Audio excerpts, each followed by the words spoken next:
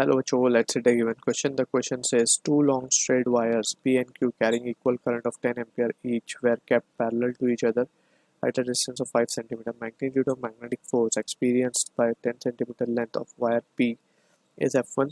If the distance between the wire is halved and current on them are doubled, force F2 on 10 cm length of the wire P will be.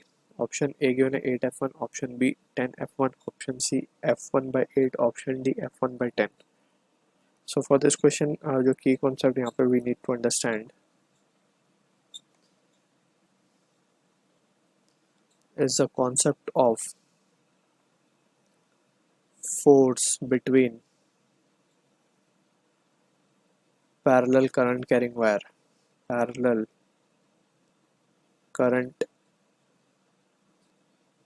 carrying wire. ठीक है, तो यहाँ पे अगर हम देखें, मान लें हमारे पास दो वायर्स हैं इस तरीके से, पैरेलल है, लेंथ L है इनकी, करंट I कैरी कर रहे हैं इन द सेम डायरेक्शन. दो केसेस बनते हैं यहाँ पे, अपोजिट डायरेक्शन और सेम डायरेक्शन के. फिलहाल हम सेम वाला कंसिडर कर रहे हैं यहाँ पे as per the question. Separation D है.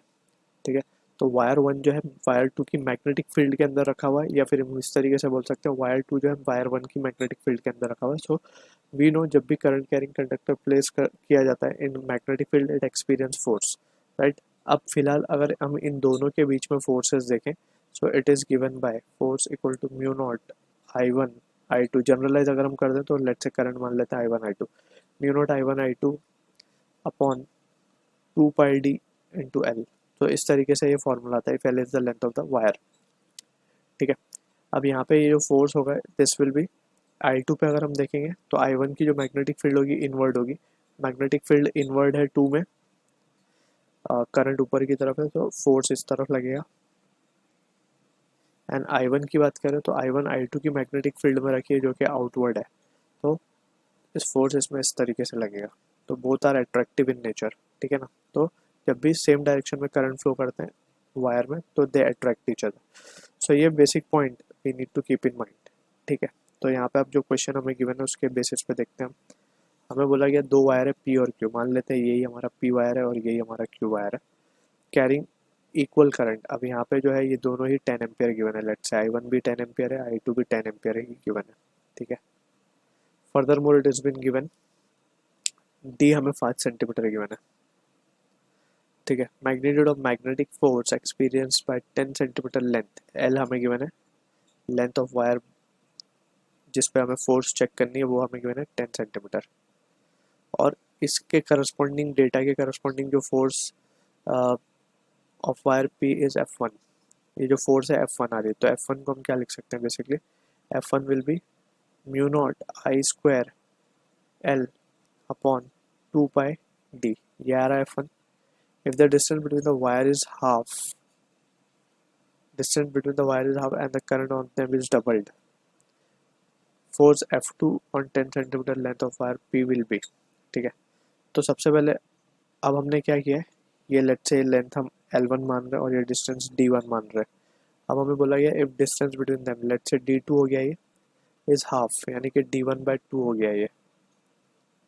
ठीक है ना, and current on them is doubled, यानी कि अब जो I2 हो जाएगा, ये पहले हम मान लेते हैं दोनों करंट जो थे वो I1 थे. अब करंट I2 हो गया, I2 is twice of I1. ठीक है, ये सिचुएशन आ गई है. तो हमसे पूछा गया सेम लेंथ पे, लेंथ अभी भी सेम है L2 10 सेंटीमीटर की लेंथ पे, अब फोर्स क्या होगा.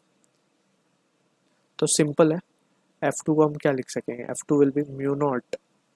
अब ये I1 था पहले हमारे लिए, अगर हम इसको F1 के लिए लिखें तो इट वाज जस्ट 1 सब जगह.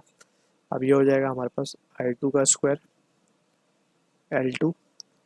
L2 अभी भी 10 ही है बेसिकली, 2 पाई D2 हो जाएगा.